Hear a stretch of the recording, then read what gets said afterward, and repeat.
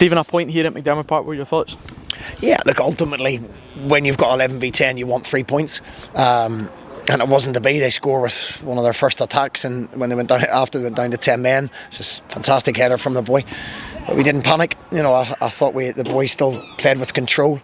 We got the ball wide, we delivered balls into the box, and we created lots and lots of opportunities. Mark's got a great chance, LJ's got a great chance, Tony hits a crossbar. So maybe we could have tested the goalkeeper more. Ultimately in the end of the day, it's another point towards what we're trying to do, and we have to remember that. But if you said to me before the game, would you have taken a point? If you're gaining points away from home and winning home games, which we have been, then you're having a half decent season. Yeah, and history shows this is certainly a tough place for us to come. Yeah, I think the only win we've had was last year, since 2018. So look, St Johnstone are a very well organised side. Even more so when they go down to 10 men, they sit in, they're very dogged and, as I say, very well disciplined and very organised by a good manager, and they're hard to break down. And what credit I'll give the players was they moved the ball on a really, really difficult surface. It's from above it looks okay. I think both managers, me and Callum, agree. It's very, very difficult to play any kind of football, and it probably balances the game out even 11v10 because you can't move it with any kind of pace.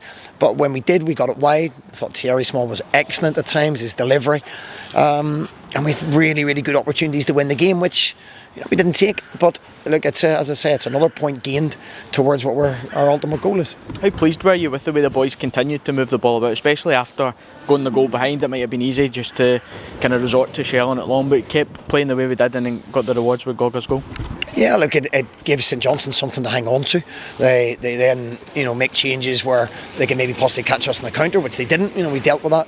But the boys, we just kept saying them, keep moving the ball 2 touch, keep getting the ball wide, keep delivering it, and we done that on a surface that slowed it down a lot. But we done it. We put balls into the box, and the biggest problem we have is we maybe didn't test the goalkeeper as much as we wanted. But with 3 or 4 great chances where we score that, but we stayed calm. It's a great ball in from Joe, and Gogga scores. So when we went 4-4-2, then obviously the change worked to that extent. But we're limited with our changes and our options at the moment with our injuries. I thought both young kids that came on were good. They added energy to the game. LJ maybe could have won it for us at the end, but that's where we are. And as I say, we're going to take a positive out of this instead of a negative.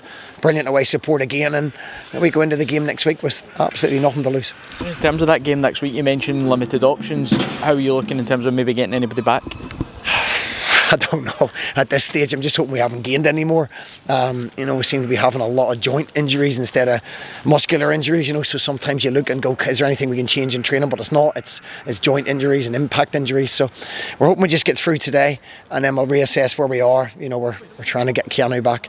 We're trying to get Scott Tanzer back, and we're trying to get Alex Grieve, who could be an added bonus for us. So if we have that, then with more options on the bench to change things or start.